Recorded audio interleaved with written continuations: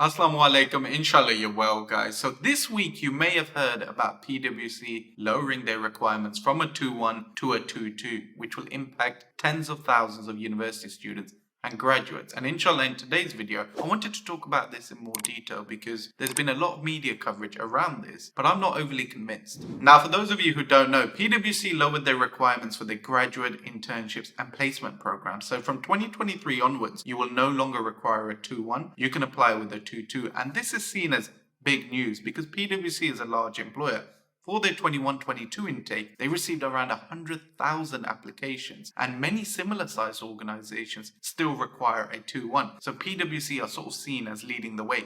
And the reason this change has been brought in is to improve social mobility. So PwC recognize that there can be a number of external factors which can impact a student's grades. So this could include coming from a low-income household, being a carer full-time, or growing up in an area which has low expectations for its constituents. PwC want to improve access to their schemes, which in turn will improve their inclusion and diversity. And I'm very much in favor of improving access, and I actually came across an interesting stat on Deloitte's website around social mobility, and that was that by the age of 3, poorer children are on average around 9 months behind than those from wealthier backgrounds. And that's crazy. By the age of 3, you haven't even learned much in life and you're already around 9 months behind. So this is why improving access is so important. But like I said at the beginning of the video, guys, I'm not overly convinced by PwC's move, and there's a few reasons why. Firstly, around 70,000 students get a 2-2 each year. So now that they're eligible to apply, you'd expect applications for the 2023 intake to increase massively. And if PwC are already receiving around 100,000 applications for a few thousand roles at most, how are the guys that got a 2-2 going to outperform the existing 100,000 applicants who would have got a 2-1 or a first class degree? The competition is going to be intense. The other thing to bear in mind is that social mobility doesn't just impact grades. Those from a lower economic background are going to face additional challenges during the application process. As an example, if your parents have typically worked in manual labor roles, you're not going to be the most knowledgeable on how an office environment works. What's the best way to conduct yourself in an interview? What are the most common interview questions that are going to come up? Who are you going to ask? You can't go to your parents. Also, I guarantee you that if a partner wants to bring in their child to do some work experience or shadow them for a day, there won't be any issues with that. People will actually be supportive of it.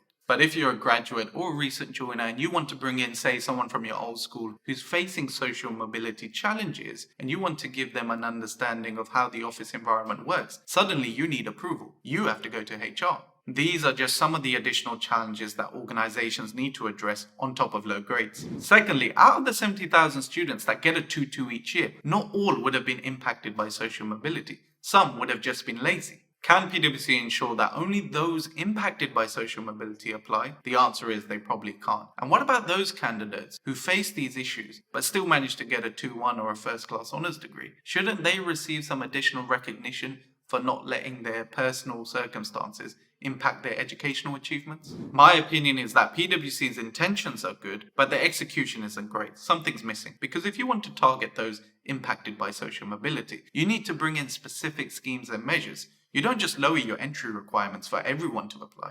An example of this could be bringing in mentoring programs or work experience placements for people who are young carers whilst growing up. We've already got lots of examples of similar schemes for underrepresented groups such as women, so this clearly isn't a new idea. Thirdly, could this be viewed as tokenistic? Now, in my opinion, I&D is all about leveling the playing field, so recognizing that people have different starts in life and bringing in appropriate measures to ensure everyone has access to the same opportunities with no advantage or disadvantage. Having a generic 2-2 policy in place doesn't feel like you're doing that. In fact, it could be interpreted as promoting underachievement. Say you're a student in your second year. Be honest with yourself. Now that you know that PwC will accept a 2-2, are you going to try that much harder to get a 2-1 or a first class honours degree? At the same time, say you're a graduate who got a first and you're working with someone who got a 2-2. Are you going to treat them with the same respect? Or are you going to think, well, they only got in due to an I&D initiative. They didn't work as hard as I did.